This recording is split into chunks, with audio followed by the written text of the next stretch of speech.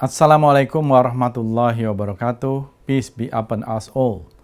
The current conflict between the Palestine and Israel, especially in Gaza Strip, has escalated terribly.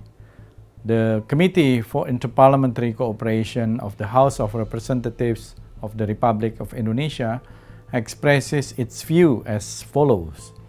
First, ask all parties to be objective and fair in giving statements, looking for solutions on how to reduce violence which can cause civilians casualties on both sides, and taking into account that what is happening today is the result of the silence of the international community and the United Nations on the oppression carried out by Israel on the Palestinian people and their land.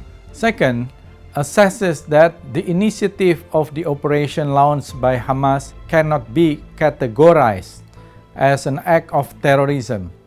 The operation is triggered by the continuous attacks by the Israeli occupation on Al-Aqsa Mosque, the annexation of Palestinian land, and the provocation of anti-Palestinian sentiment, the continuous expansion of Judaization, and of course the blockade as well as the isolation of Gaza Strip since 2006. Third, reiterates the example of Israeli crimes throughout 2023. First, the United Nations recorded that since the beginning of 2023, Israel has killed more than 300 Palestinians in the West Bank. And second, the propagation of attacks by around 4,000 Israeli settlers on Al-Aqsa Mosque complex throughout last June. Fourth, strongly criticized the international community, including the United Nations, for not taking any concrete steps against the violations committed by Israel. Fifth, asked the international community to conduct introspection, and it is because the current heated situation is a strong signal on the failure of international community, including the United Nations and major countries, on the efforts to resolve the Palestinian-Israeli conflict. Sixth, strongly criticized the weak enforcement of rule-based international order against Israel. And seventh, deeply regrets the neglect of the United Nations on the various crimes committed by Israel. Eighth, reiterates that Israel continues to violate relevant UN resolutions with unpunishment. Ninth, fully supports the Palestinian people in the Gaza Strip to exercise their right of resistance to return to their homeland. And tenth, emphasizes that the Palestinian people sense global injustice, the continued illegal occupation, blockade and sufferings, the desecration of Al-Aqsa, the land grabbing, as well as the expulsion from their homeland.